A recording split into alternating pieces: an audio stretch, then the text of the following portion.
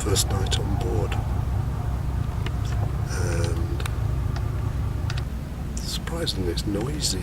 There's a constant drone from an engine, occasional passing boat. Otherwise it's a very steady anchorage.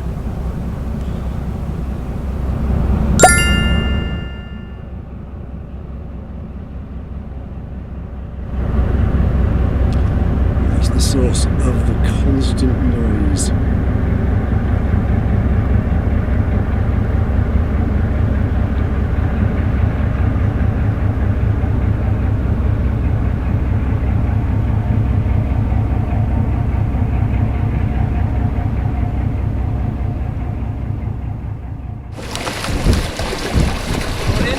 Morning!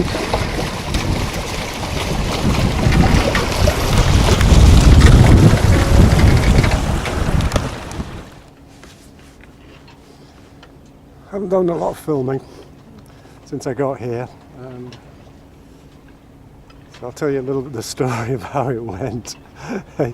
It didn't go well from the beginning. I arrived in safely. Dinghy was fine, top of the car, no problems. And it was pouring down with rain, but that's no problem. So I took the dinghy off the car. It's really heavy. And I was taking it down the slip, waiting for the tide to come in. And I had to put it down really quickly because of the weight of it. And it punctured one of the ribs. And I just felt, excuse me, so deflated. I got everything in the car ready to move aboard with, and arrived just for when the tide was coming in. So I got about 3 to 4 hours of being able to go backwards and forwards to the boat while there was plenty of water to do that. But it just, oh dear. So I've now got a dinghy, and one tube went down straight away, and the second tube went flat overnight. So it's back up on the car. Fortunately, the club's mooring master, lovely guy, Tony, and he was about to go out on the club's tender to do some work and bring in one of the club members' boats to put it up on hard standing. So he just offered to give me a lift out to my boat with some of my stuff, which I gratefully accepted. And so we got here, and so I'll come back free in half an hour. We've got a bit of work to do. That was great, because at that point that's all I thought I was going to be able to do, and I planned to spend a week here. And I was just looking at, I don't know, driving home 200 miles. So I just felt so down with that the best laid plans, but should have taken my time. It was beginner's mistake, lack of experience. So anyway, Tony came back in the tender and picked me up, and I was telling him I was planning to spend a few nights on board, and I don't know, I was going to have to drive home. He said, well, you can use my tender. I said, I don't need it for a bit. Which was really, really good of him, I mean, I was so kind. So I put my engine on his tender, and managed to get the rest of my stuff out here. It's a bit of a beast to handle. I've made a mark on the back of the boat. Some of his paint is now on the back of my stern. It was full of water. I didn't have anything to bail it out. The following day I realised that there was already half of a plastic 5-gallon oil can cut in half, tied to with a bit of rope to be used as a bailing bucket. So my feet are absolutely soaking, and it's the only pair of shoes I've got.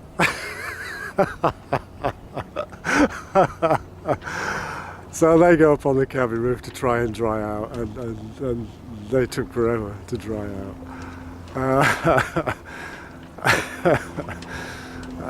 But I got on board. And yeah, it's okay, you know. I'll show you a couple of things I found. Really, I just started cleaning, and I've been cleaning for 3 days now, and I've still got a little bit left to do, but it's in a place now where, you know, it feels fairly clean to be living aboard, and it wasn't before. And oh, the other thing, there's no gas. There is gas, obviously. There's a gas cooker, but the gas bottle's empty.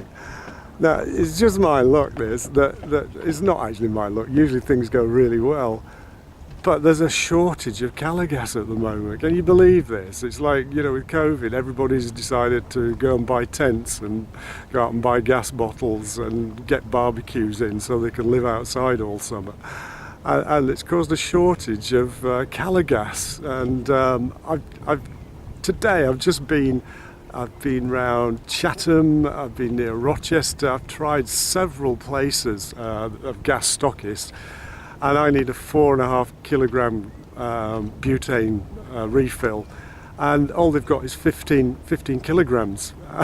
This is just that Caligas aren't delivering. They're not selling people new bottles because there's a shortage. They haven't got enough stock to be able to sell people new gas bottles. So what happens if you go and buy a new barbecue this summer? I don't know. I mean, you're not going to be able to use it. So there's the gas. So I haven't had a hot drink for a few days. I've just been drinking water. That's fine, it's good for you. And there's actually no water on board. I did bring I don't know, 50, 60 litres with me in bottles, so I'm fine for water. And I did know that there was no water tank in the boat.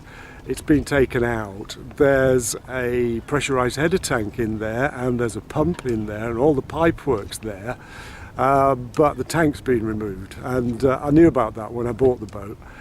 So I brought a 100 litre tank with me. And so I'll look at fitting that, I think, over the next few days, and see if the pump and the header tank are working okay and all the pipe work's secure. Because it's a bit of a pain in the bottom trying to live out of plastic water bottles. You know, just washing your hands is a bit of a trauma. You put the soap on your hands, and then you try and pick up the bottle to wash your hands, and the bottle slips out of your hands. I love boat life. I just love boat life. I really walked into something here. So I haven't taken the boat anywhere. I'm still looking at the rigging, and I've really only just learned on the third attempt on how to moor the dinghy properly to the stern of the boat. And tie a lobster knot for the, what do you call those little buoys you hang over the side, the mooring buoys, if that's the right name. I'll have to look that one up. So I think I've got that bit worked out, and I suppose the next thing to do is look at how to pull the sails off and how to cast off from the mooring buoy. But more importantly, how to grab the rope when I come back. There is a little orange buoy that I can tie to the mooring rope, which might make it easier to find and pick up. But one thing I've noticed with trying to moor the dinghy on an ebbing tide is that, the tide's pushing me away from the boat all the time, and I'm trying to reach for the mooring rope. To tie to the cleat, and the boat's drifting back out away from the boat. So the first few times were just, well, hilarious. But none of this I can film. I mean, it's hard enough trying to do things single-handedly, but trying to work with a camera to shoot videos as well.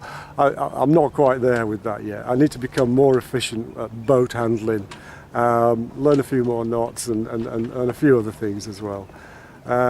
So the video's a bit sparse, but hopefully it'll get a little bit better. And the boat's looking reasonably clean inside now. It's still quite dirty on the decks. But you know, there's no rush. I'm not here to rush. I just want to learn how to sail and follow the dream, make the dream come true of going to the Med next year and the Aegean and going around Greece for a couple of years. But this year I've joined this little yacht club. Very, very good price on the mooring fees, $5.60 for a whole year, and $1.57 for the club membership, which gives access to showers, borrowing the tenders. You know, there's lots of experience around if you need some advice. So I think that's a very practical solution this year for someone who hasn't really got any sailing experience. Well, I've got the competent crew and the day skipper theory, but I did those in 1993, which is 28 years ago. So I forgot most of it. But yeah, experience. I'm just going to have to find the courage to cast off and have faith in myself to be able to anchor the boat in an ebbing tide when I come back. So we'll have to see how that goes.